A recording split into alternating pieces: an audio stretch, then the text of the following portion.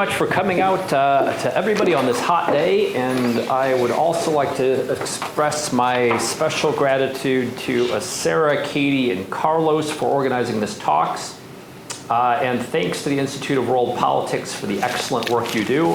I've been attending talks virtually for a while now, since Jan Goldman introduced me to the good work of the Institute of World Politics. It's a fantastic program, and I'm looking forward to attending more talks in the future. So today I would like to do three things. So the first is I will read the prologue of my book, Cracking the Nazi Code, which will give a sense of the historical scope of the story. The second part, I will give a brief intellectual biography of Winthrop Bell with special reference to his intelligence career. And the third part, I want to briefly reflect on the relevance of Bell's story for today. So to begin with the prologue of my book. On Sunday, March 19, 1939, Winthrop Bell opened his basement vault and stepped inside through an imposing green steel door designed for a bank. He lifted a file holding copies of still classified espionage reports he had written for the British Secret Intelligence Service 20 years earlier. He knew how to manage the risk. Sealed behind a massive lock, the papers were safe from thieves and Gestapo spies. In his hand were London's first warnings about the Nazis, written during his mission to Berlin. He locked the vault behind him and returned to his basement study.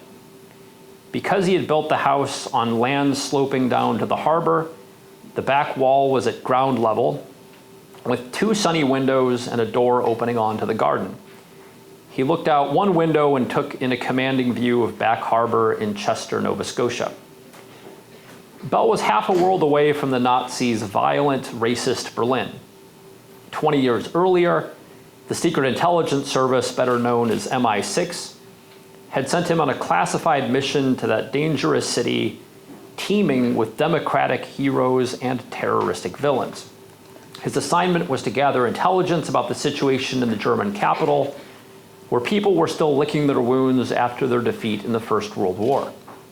Gradually, he had gathered threads of evidence, hints from sources, and interviews with aristocrats, politicians, bureaucrats, military officers, soldiers, scientists, and ordinary citizens. Woven together, he revealed a secret group with a dangerous plot. Now, 20 years later, the terrorists controlled Germany. Bell's democratic sources had been murdered, exiled, or were working underground. In 1919, some powerful British bureaucrats had been incredulous of Bell's warning. The Nazis were at the time attacking Jews from the shadows and weren't perceived as a threat.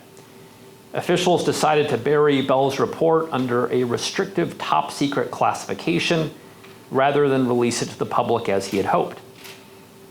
2 decades later, he still kept a copy in his vault. The other copy was stored in the Foreign Office's secret library. By the spring of 1939, the Nazis had grown strong enough to plot a war of revenge against the entire world. But they kept their plan and their ultimate purpose, the Holocaust, as we now call it, as their most closely guarded secret. Bell was the first to decipher their code, just as he had been in 1919. He knew he needed to put his retirement on hold so he could thwart the Nazis once again. Bell added his 20-year-old intelligence reports to the stack of documents on his desk. Next to his typewriter lay a copy of Hitler's Mein Kampf in German and transcripts of recent speeches by leading Nazi officials. He picked up his pen to add to the notes he had drafted for what would be the world's first published warning of Hitler's plans for worldwide genocide. He flipped through the pages of the file from the vault until he found the words he had typed when he was Secret Agent A12.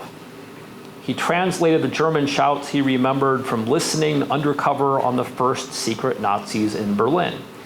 Hatred, revenge, uncompromising enmity. These must be our watchwords.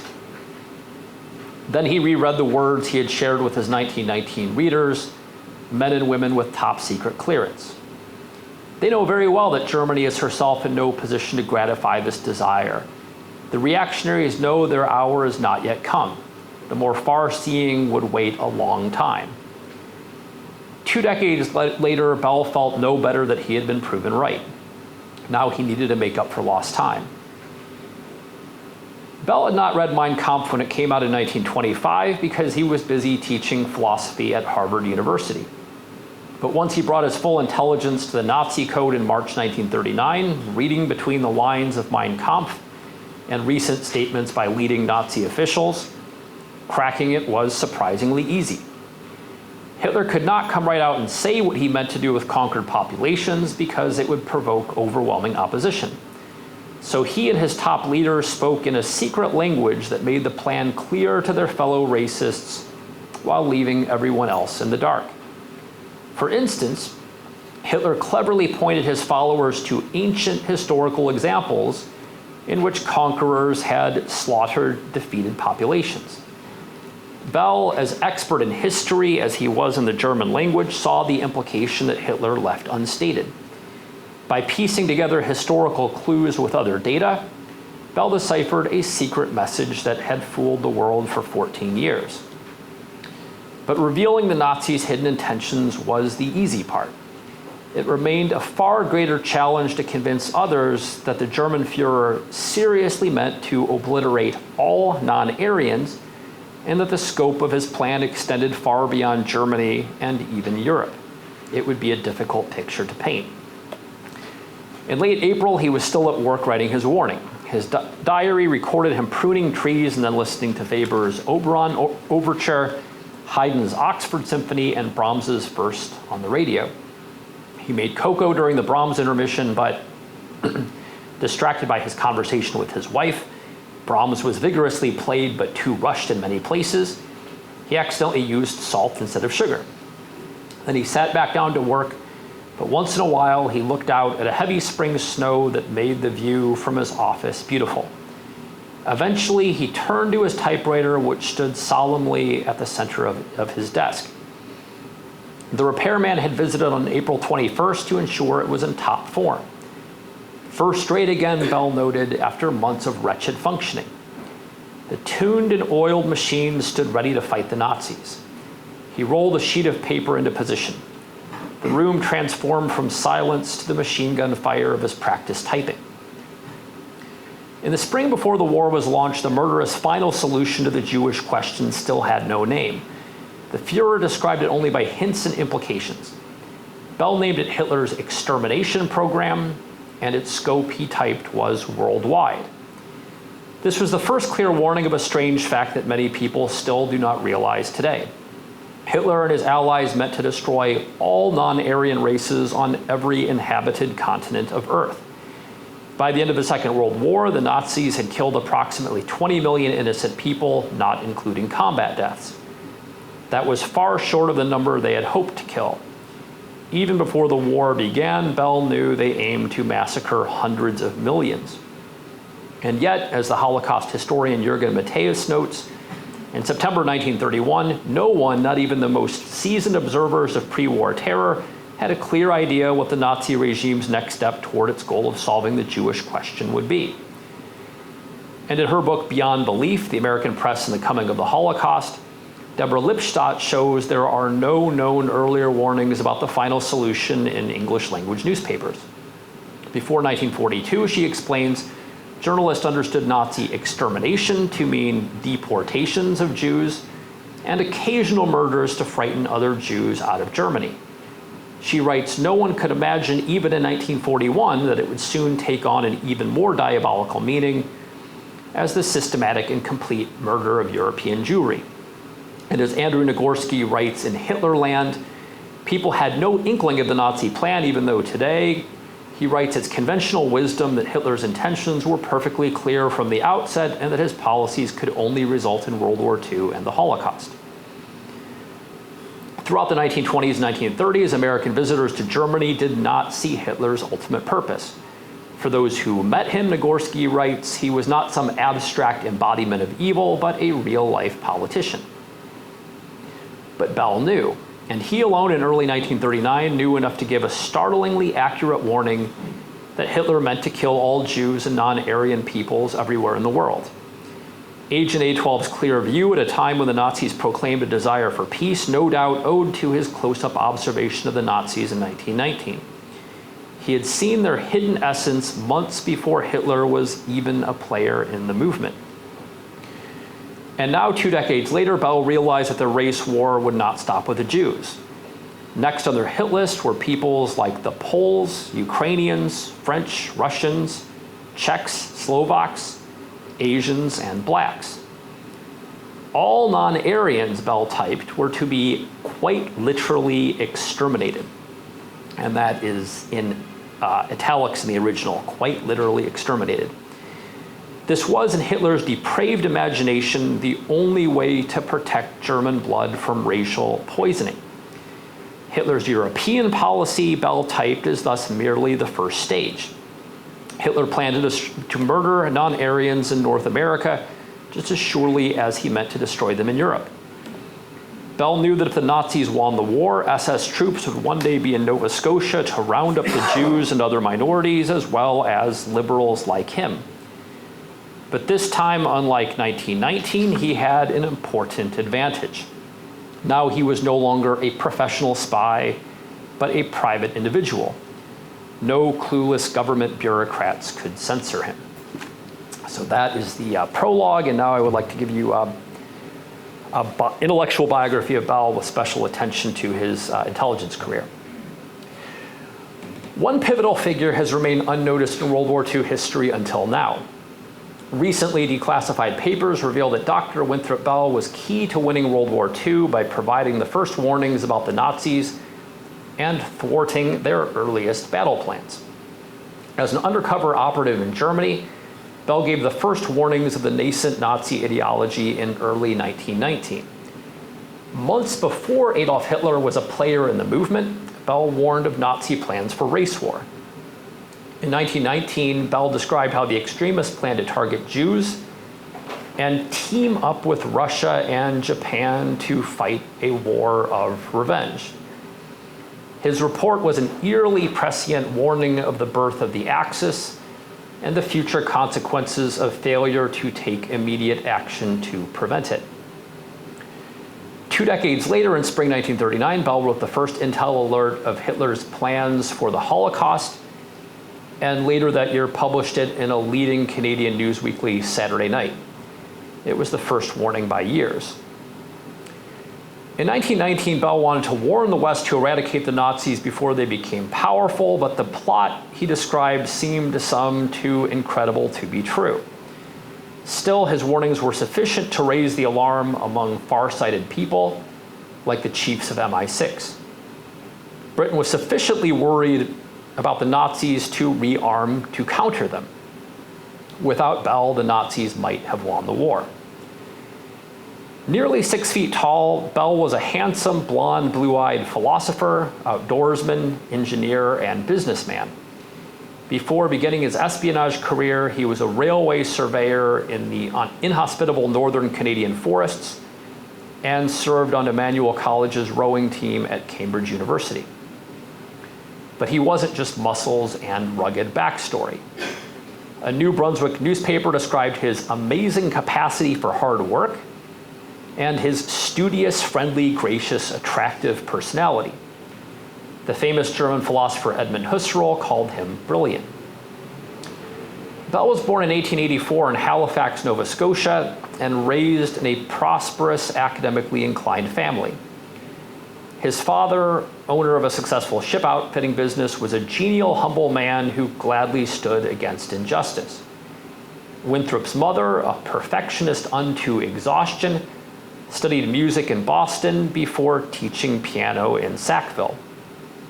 The parental tendencies to perfectionism, humility, geniality, musical appreciation, and righteous anger combined in their son. After graduating with honors from prestigious Mount Allison University in Sackville, in 1908, Bell came to Harvard to study philosophy with leading representatives of the pragmatic movement. The method taught a middle position between self-certain absolutism and skepticism. that the world is full of problems and thinking is designed to solve them. It was a lesson he took to heart when he became a spy. He was planning to become a philosophy professor at Harvard when he arrived at Göttingen, Germany in 1911 to become the first Anglophone doctoral student of Husserl, the renowned leader of phenomenology. Philosophy had been divided between the idealists, who think the important thing are the eternal essences, and the empiricists, who think that the important thing are the passing appearances. Phenomenology showed how to get to the essential through appearances. Bell was making his final dissertation revisions when Britain entered the Great War in August 1914. As a British subject, he was arrested. Still worse, his doctorate was withdrawn. But then things became much worse. Based on a misheard conversation, he fell under suspicion as a spy and was subjected to harsh interrogations. He was eventually judged innocent and ended up, like the other British civilian prisoners, in Ruhleben prison camp, a former horse racing track where the men were housed in stables 6 to a horse stall and more overhead where the hay had been stored. Despite armed guards, barbed wire, mud, and crowded, noisy conditions, the camp had its upsides. The prisoners were allowed to organize themselves and use their own funds to import goods needed for camp shops, organize sports, cultural activities, and even a university. Because the prisoners included academics, musicians, and athletes caught in Germany at the outbreak of war, they created a thriving leisure scene with musical performances, drama, film, and competitive sports. Bell taught philosophy and history at Ruhleben Camp School. Distinguished institutions such as Oxford, Edinburgh, and the University of London later recognized Ruhleben credits. For a future World War II anti-Nazi intelligence agent, Ruhleben was like a 4-year espionage preparatory course paid for by the German government.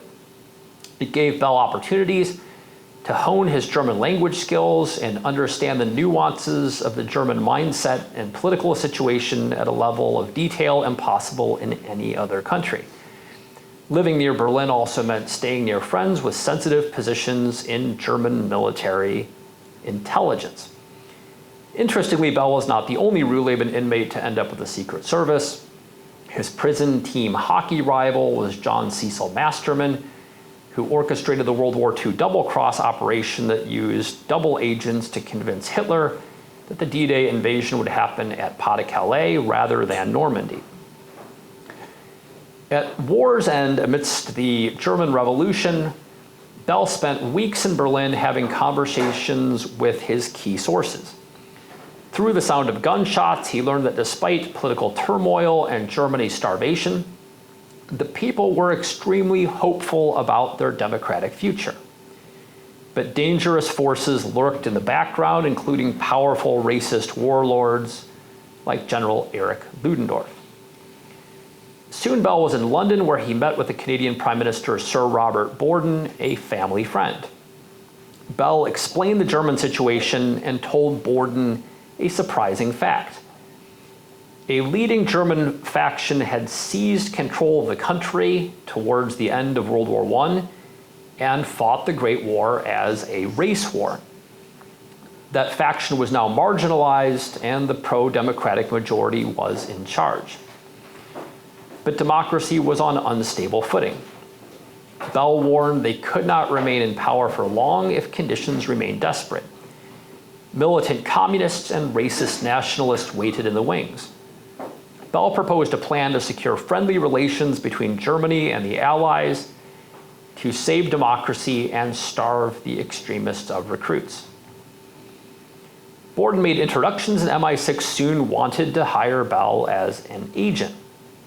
But owing to post-war austerity, the British Secret Service was virtually broke. The legendary C, MI6's chief and founder Sir Mansfield Smith Cumming, was needing to lay off many of his best agents who had risked their lives in the service. Fortunately, a solution was found.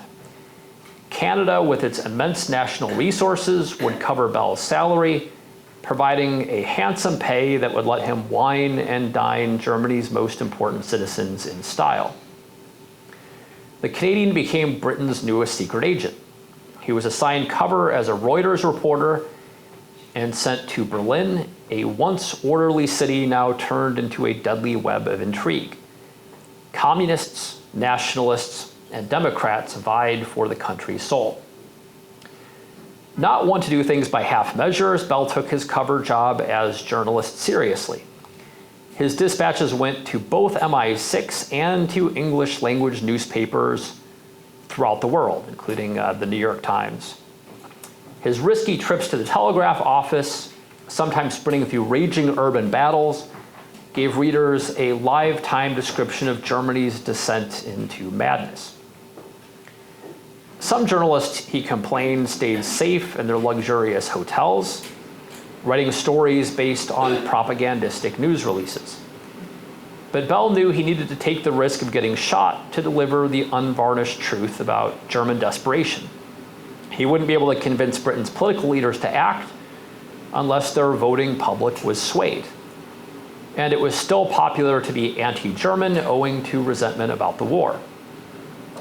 Bell's reports, informed by sources like the future Nobel Prize-winning physicist Albert Einstein, were key to finally ending the Allied food blockade of Germany that continued into 1919. A misnomer holds that the war stopped with the November 1918 armistice, but that was only a ceasefire. The violence continued, but with slow starvation rather than artillery fire. And I should say here, historical estimates are that something like 250,000 Germans died of starvation and related diseases between November 1918 and March 1919. The blockade remained in place until March 1919, when Bell's firsthand description of starving children and desperate mothers helped turn the tide of public opinion. He urged that extending a helping hand to German democracy was better than letting the country fall under the control of extremists. Desperate economic conditions made for easy recruiting by extremist militias. Along with Borden and C, Bell had a growing number of allies in the quest, including the powerful British spy master Lord Maurice Hankey, influential figures at Versailles like Lord Robert Cecil, and directors of prominent financial institutions, including the Bank of England, Lloyds, and Barclays. Bell also swayed the UK Prime Minister David Lloyd George through personal briefings. After meeting Bell on March 26, 1919, the Prime Minister was converted to a more merciful plan for the Versailles Peace Treaty. Unfortunately, the American President Woodrow Wilson had a change of heart in the opposite direction towards France's proposal for harsh terms, leaving the vote 2-1 in favor of harsh justice and against mercy. Still, the British negotiators mitigated the punishment. For instance, after being briefed by Bell, Lloyd George shocked France and the United States by saying that if Germany refused to sign the draft treaty without changes and the Allies invaded Germany, Britain would refuse to join them. The shift happened because Bell's intel had given Lloyd George a considerable fright. Not amending the draft treaty would mean immediate war. If German Silesia, among the country's richest land, were handed over to Poland as the draft treaty planned, war would begin within hours. But there was an easy way to keep the peace. Bell urged letting Silesians vote on which country they wanted to join, Germany or Poland. Who could argue against democracy? France finally relented and the vote was scheduled. Bell's idea prevented a war that could have killed hundreds of thousands. And as Britain's Foreign Office later said, it would have meant the end of Poland as a nation. In the spring of 1919, with the help of his pro-democratic sources and German military intelligence, Bell described the birth of Nazi ideology. The reactionary right and elements of the Soviet left joined forces as National Socialism with the reactionaries in the driver's seat. The unholy marriage happened at the Eden Hotel, headquarters of the violent right-wing Freikorps forces. Before the negotiations at Eden, mediated by the German spy master Baron von Schenk, militant nationalism and communism had been at each other's throats, and democracy stayed in charge. But together, the extremists were the strongest military force in the country. Hitler's National Socialist German Workers' Party, named in 1920, was merely a step in the plot, not its origin. In late 1919, Germany's situation became still more dire. By the fall, Bell warned that the Nazis were the strongest organization in Germany and could take over the country anytime they wanted. They just didn't want to yet because the country's economic position was hopeless. In October, Bell discovered ambitious Nazi attack plans against Riga, Latvia, the gateway to the Baltics, with a 100,000-man army. He alerted Britain, which sent warships to bombard the invaders. Meanwhile, Bell cooperated with Germany's democratic authorities to defund the mercenaries and block illegal arms transfers to the east. The Baltic invasion was led by high-ranking German officers. This gave Britain the impression that it was an official government plot. If so, the Allies had reason to restart the blockade and the war. But Bell intercepted a message written by a mercenary officer proving it was the reactionary faction behind the attack, not the official German government. The defeat of the Nazis at Riga was one of MI6's greatest victories. And here I should say Jews were already being slaughtered at this point by these racist militias. Something like 100,000 were killed in Ukraine alone. The New York Times said at that time in the fall of 1919 that if these militias succeeded, and they would have succeeded if they'd managed to conquer the Baltics, that the lives of millions of Jews would be lost. So the defeat of the Nazis at Riga was one of MI6's greatest victories, yet in the clandestine style favored by the Secret Service, it was so quietly effective that it has gone virtually unnoticed in history. Despite thwarting the Baltic invasion, Bell realized that the Nazis wouldn't stop until they won or were utterly destroyed. He created a two-part plan to destroy them at their home base in Berlin. The military side was comparatively easy, helping German democracy disband the powerful militias. The financial side would be more difficult. Bell's plan would create a partnership among the Allies, neutral nations, and private financiers to supply credits so that German industry could restart. That in turn would create work for millions of unemployed soldiers who were otherwise being hired as mercenaries. Profits from German industry would mean tax revenue to fund German democracy. Then credits would be repaid with interest, and investors would make a fortune. The world's economy would be placed on firm footing, and Germany would become a close friend and indeed satellite of Britain. Yet despite support from prominent quarters in official Britain, influential conservatives like the Chancellor of the Exchequer, Sir Austen Chamberlain, blocked his proposal. Chamberlain complained that Germany's credit would be spent buying materials from the United States. It was a jealous pang to the empire's conscience. Chamberlain's refusal meant continued instability, paving the way for the Nazi rise to power.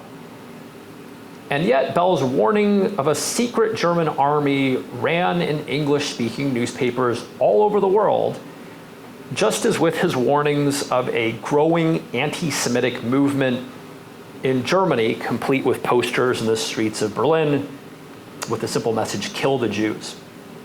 The warnings helped Britain be more wary than their neighbors during the Nazi rise to power.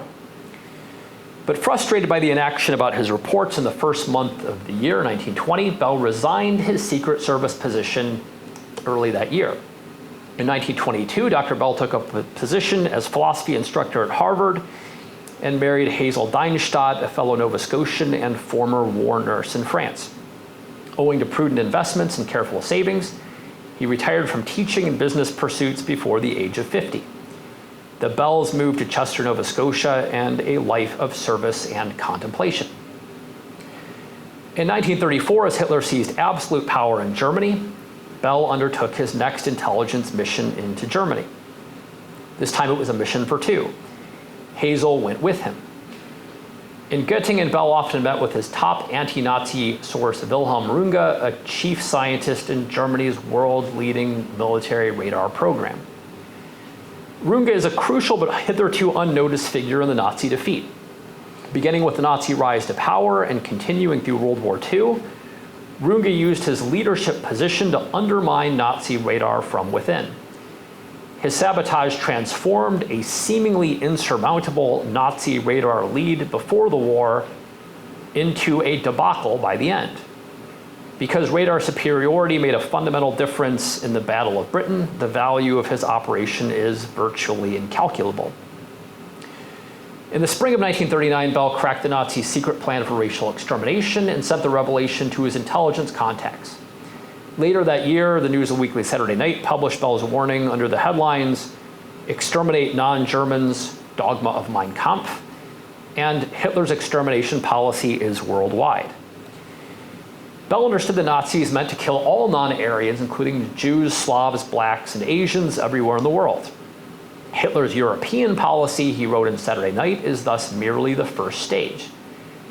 Bell's Holocaust warning was the earliest by years. The next appeared in secret intelligence files in 1941 and in the press in 1942. Hitler's plan required utmost secrecy, but Bell was the first to lift the veil. It is difficult to precisely calculate the impact of Bell's 1939 warning. But we know that among the intelligence contacts he alerted early in the year was his American friend Francis Dayock, who was a principal figure in the US State Department, the Pond, and the OSS predecessor organizations of the CIA. The US executive branch, despite congressional opposition, contributed to British defense in the early stages of the war during America's official neutrality, which may have owed to Bell's early warning. And here I should say Bell actually came to DC and would consult with the State Department about how to get weapons for the defense of Britain through Canada that were being mislabeled in order to escape the laws that Congress had put in place about arming any combatants. And something similar can be said about the Allied policy of demanding Germany's unconditional surrender. Asking for a surrender without conditions would in ordinary times be inhumane, but Bell showed that the Nazi plot for worldwide genocide left no alternative. After World War II, Bell worked intensively for his 1919 financial reconstruction plan to be implemented. I make the argument in my book that I'll just point to it rather than going through it here, that Bell provided the foundations for what we now call the Marshall Plan, the European Recovery Program, which is now celebrating its 75th anniversary. After the war, Bell retired once again and took up writing history and reading detective stories. It was fitting leisure for one of history's greatest secret detectives. He died in Chester on April 4, 1965, in his home by the sea. And just a couple final concluding sentences on the relevance to combating resurgent anti-Semitism today.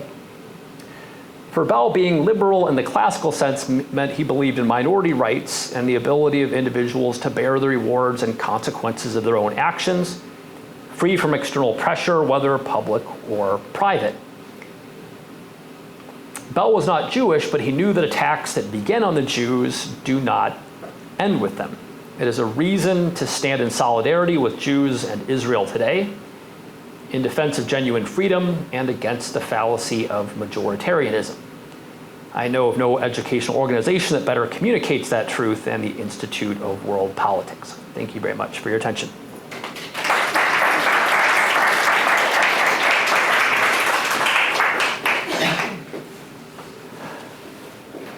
Do we have time for questions? Fantastic. Please. Sir, you mentioned, thank you.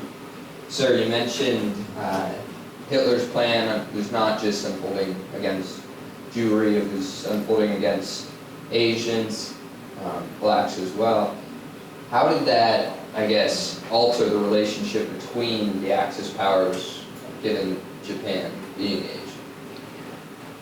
Sure. Well, the same story holds for the Slavs, and Bell knew in 1919 the double game that the Nazis were playing. So these were clever military leaders who took hold of this plot early on. My book shows how it actually was hatched in 1915. And the realization among the racists who were part of the military high command is that they simply needed a bigger alliance. And where were they going to get it? Well, they would go to the Slavs and the Asians. And of course, we see in Operation Barbarossa what was going to happen to Hitler's friends in the long run. So in other words, they were looking for enough military strength to win the war. And then they would implement the same procedures that they had implemented against the Jews. Did the Slavs eventually realize this? Yes, of course they did. Once Hitler invaded and began the organized massacre of Slavs, and this occurred in places like Poland, Ukraine, and Russia. He didn't get around to it with the Asians. Would he have if he had time? Bell's 1939 warning says Hitler needs to, because his doctrine is, if we, the Aryans, do not destroy them, they will destroy us. So Hitler thought that there was genocide afoot, and he wanted to prevent it. But the trick was to create this military alliance that would let him knock off the Western democracies, and then he could have his way with these other racial enemies. Thank you for that question. Thank you.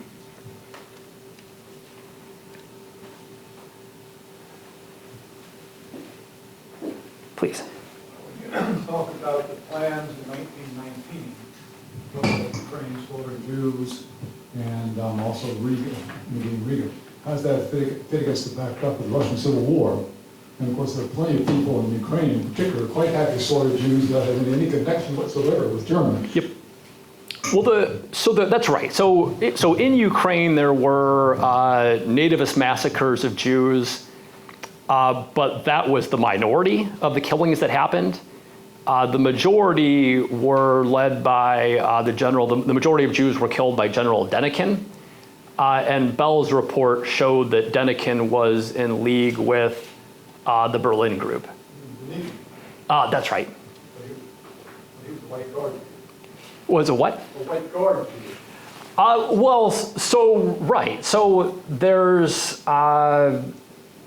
so the reports that are going to MI6 at this point are largely couching this struggle in terms of the whites versus the reds. Bell's reports in the spring of 1919 were saying that was passé, and that these combating groups had stopped fighting each other. The Reds and the Whites had stopped fighting each other. They had both turned to attacking native populations, the local populations in the area, even while they were reporting back, particularly the nationalists, reporting back to their sponsors in the West, Churchill, that they were there to defeat communism. So Bell lifted the veil and said there are no wars going on at this point between the communists and the royalists. That's make-believe. The real attacks are happening against the Jews. These reports went back to Churchill. Churchill sent back a strongly worded statement to these rampaging militias who he thought were fighting communism, saying you need to stop targeting the Jews. Jews kept on getting killed, and Britain refused to. What's that? That's by Russians or by third-party figures like Ukrainian nationalists. They're getting killed. They're getting killed by a lot of different groups. But the book that I cite in, I can't remember the author off the top of my head, but I cite the book. The majority of the Jews gets killed by the German allied general whose name you had earlier mentioned. So around like 60,000 of the 100,000 who died. So others were being killed in local massacres by oftentimes poor local populations who simply wanted to steal Jewish property. When did the League become an ally of Germany? After all the whole reason the White Guards arose, we were furious with Lenin for having taken the German support to launch the October Revolution. Well, here I can say that, so Bell's reports in in April 1919 state that he's founded some funding connections between them. So the Berlin movement of nationalists and also of White Russians were sending funds to the Ukrainian group. So that's, what's that? That's the Ukrainians, that's the third party combat. Oh, sorry. You're right.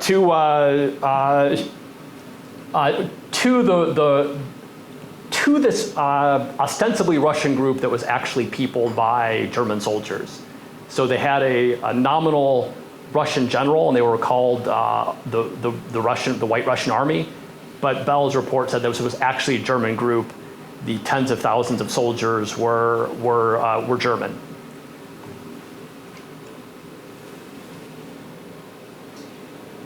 So anyway, sorry to, I should just say, he did not write a ton about this, but it was enough to inspire cutting funding off to those militias, which were operating in Ukraine, Latvia, and a lot of other places, and in conversation with Berlin. And at one point, just to give an indication of how centered in Berlin this was, he offered MI6 that he could go out east and investigate this, but he said there's no real reason to, because the power brokers who are arranging these battles in the east are doing their work in Berlin. I can do the best job of tracking them by staying here in Berlin. So two questions. One, I think, fairly easy one. Did Bell ever have any interaction with Mo Berg? I have not seen the name in the diaries, no. Okay, and then the second is, so you identify that he was really the first to identify the extermination plan, but how was that received? And was there an opportunity maybe to come to recognition of this and do more things preemptively, which obviously we didn't? Sure. Well, I should say this. There was 2 tracks to his warning. So one track was him sending it out to his intelligence contacts. So he was retired at this point, but he knew people like Lord Morris Hankey, who would come to play a central role in Churchill's war cabinet, to other of his intelligence handlers, and to friends of his that he made along the way, like Francis Dayak, who I mentioned was connected with the U.S. State Department, the OSS, and the Pond. So a lot of this, we can't know. We know that Bell met with people, that he sent the warning. What came of it, it's hard to say, but Francis Dayak, after the war started, before America was involved in it, wrote to Bell, this was in late '39, and said that the atrocities in occupied Poland gave credence to Bell's reports, and he asked for Bell to send a copy. So Bell had initially sent a typewritten warning. Dayak asked for a copy as it had appeared in the Canadian newspapers. And I think we can intuit that that was for the purpose of showing around the U.S. State Department. So what did this do at the moment? Well, I think at the moment it inspired America, especially through the executive branch, to want to support Britain even during this period where it was illegal to do so. And I think it strongly colored what happened in the way that the war was being fought.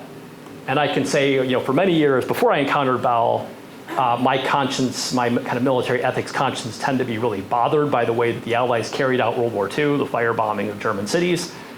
But these things began to make sense when you realize that the Holocaust was going on and that a calculation needed to be made to put a stop to this. So the Allies were not discovering the Holocaust in 1942.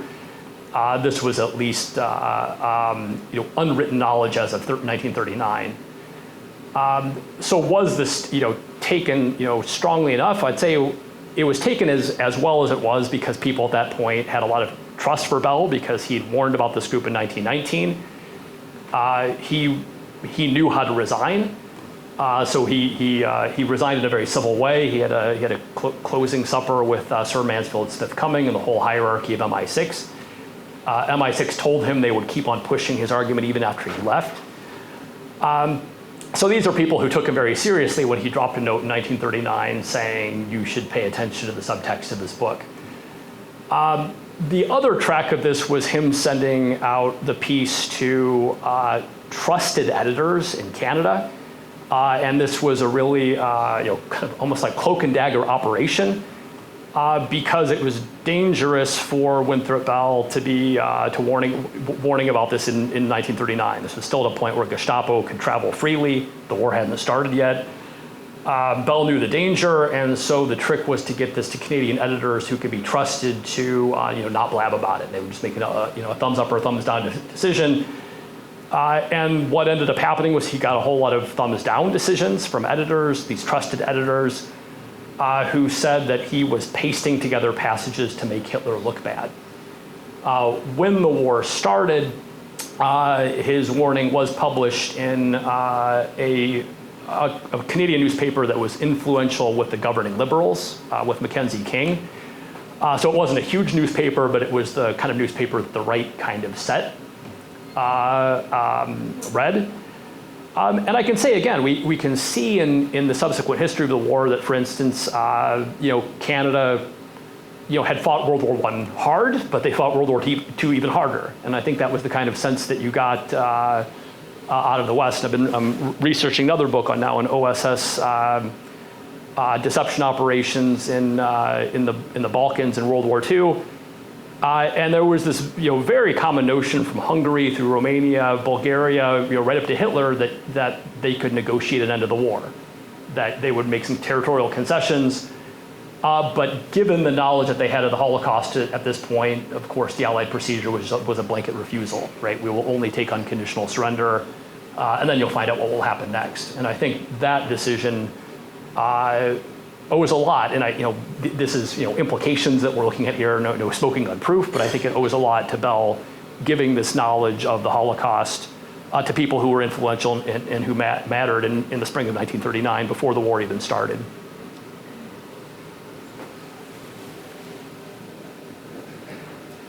Please. Two questions. And I'll admit, I only got through the first 40 pages. The first one is, in looking at the field of philosophy that he was training in, and then your description of Hitler in the writing in that, there seems to be a similarity between what Hitler did and what Bin Laden, Al-Qaeda did for 9/11 planning and the way they describe things. So for future analysts, the possibility of playing with that philosophical thinking to be able to see through camouflage, if you will. The second one is, and this is the reason why I bought the book, your subtitle, A12. During the research, did you see, I call it a description, explanation of how that code name system worked? The reason I ask is for some research I'm doing on a World War II American Intel regional unit. They appear to use the same system, of which I ain't figured it out yet. Sure. So as to your first point, so phenomenology got its start as a logical study of human intentionality. So this was like a middle position between the Kantian idealists who only cared about logical validity and the British empiricists who only cared about probabilities. And Husserl was looking at this whole world of these logical intentions that could be rigorously described, but they weren't necessarily eternal. They had an empirical context, but they had a logical structure that was more fixed than the empiricists were letting on. So there was this idea that you could use phenomenology to exactly describe these logical intentions. And I try to show in the book that's what Bell did in 1919. It's also what he did in 1939, as against tendencies to, as an earlier question had alluded to reduce the conflict to like the forces of royalty versus the forces of communism. So this is the way that British intelligence analysts were tending to look at this. It's the same old game, the red versus white. We simply need to lay over the new phenomena upon that old abstract categories. And Bell's point as a phenomenologist was we need to look at this emergent logical intentionality in itself without bias, simply to understand what it is. And so I think that's a lot of what good analysis is nowadays. Beyond the probability of success, simply knowing what a tendency is in a country, and then later on, of course, one can see confirm or at least find points of agreement in the empirical realm with the intention. So what are the chances the intention could actually cause a disaster or knock down a building or whatever. As for your second question, so we know a lot about the country codes that were used. So TR was the country code for Germany. I have not found other A agents in the series, but the way Mansfield Smith Cumming did it was sequential. So Bell was the 12th in that series. There was such a thing as what were called traveling agents, and I suspect that that's what Bell was. So in other words, he had the ability to travel among countries. His domain was kind of Western and Central Europe. It was a big portfolio at a time that Britain didn't have a lot of money. So I think that's what A meant, was simply that he was not tied down to a single country. He could leave and go to other places if he wanted to. And he offered to, as I mentioned, but then said that the real action was in Germany, and that's where he wanted to stay. So he wasn't in Germany during the whole time during his intelligence career. Fantastic. Well, I think that is Carlos. All right, Carlos. So one more time. Okay, can I, please? We have time for one more question. So sure. You're it. In terms of the 1990 or 1919 environment, would that have changed if war reparations were not as challenging? And would that have tilted the chaos of rumblings in that time frame to a better direction?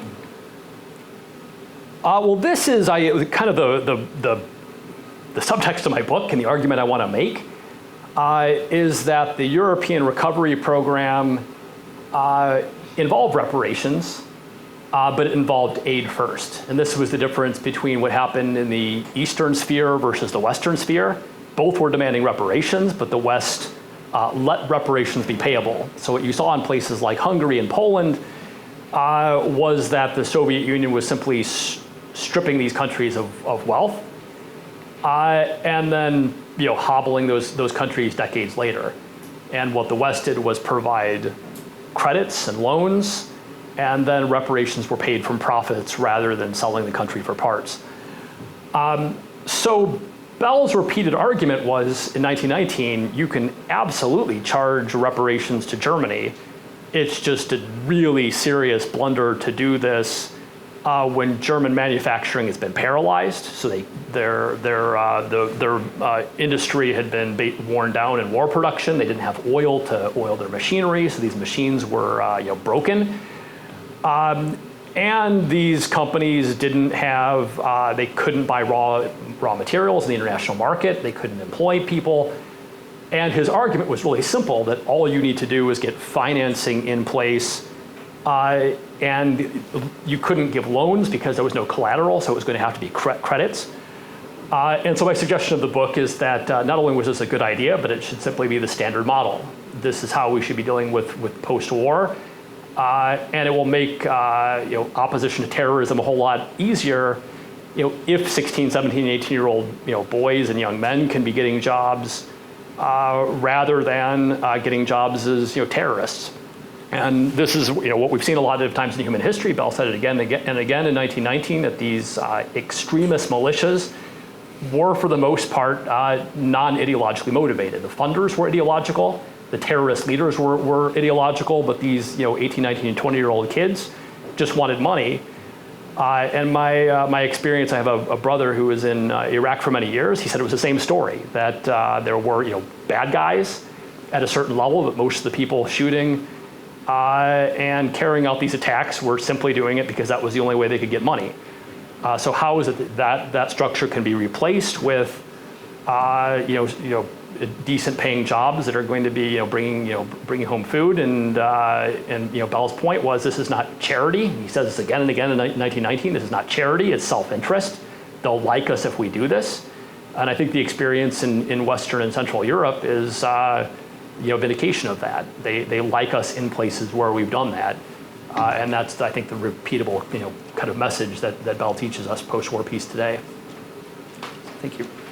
Let's give a round of applause to Dr. Bell.